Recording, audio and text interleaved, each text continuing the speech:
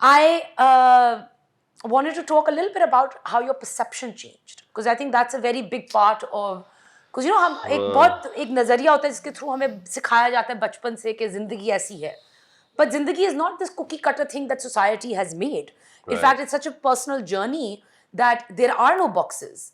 And when you So what would you like me to address?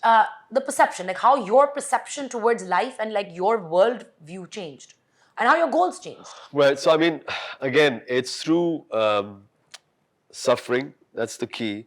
But regardless of how you're suffering, there needs to be a rope that you sort of hang on to. And so for me, it was my religion.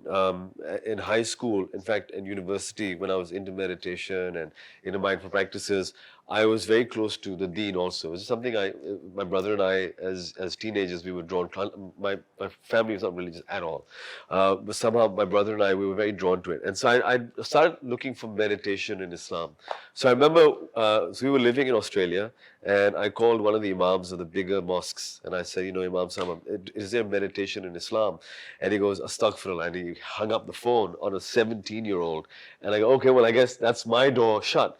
But when I was at uni, I remember still, I was at the cafe, at the Union Cafe, which is a place where we all skip class, and there was a bulletin, and it said spirituality in Islam.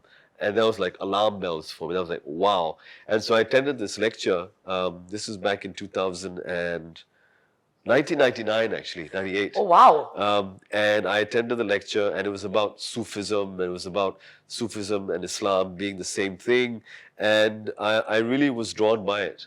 And so for me, that was my sort of entry point to spirituality. And so I joined what's called a tariqa, which is essentially a school of thought within the practice. And so I, through a series of mentors and teachers and different modalities, you know, through vibration, because what you say has a vibration, and so there's certain words that you recite that have a particular vibration, and you can feel that vibration run through your core. And so through some of these practices, you're able to sort of, you know, head above water, so you can swim, and then you'll drown a little bit, you head above water. It's a constant thing.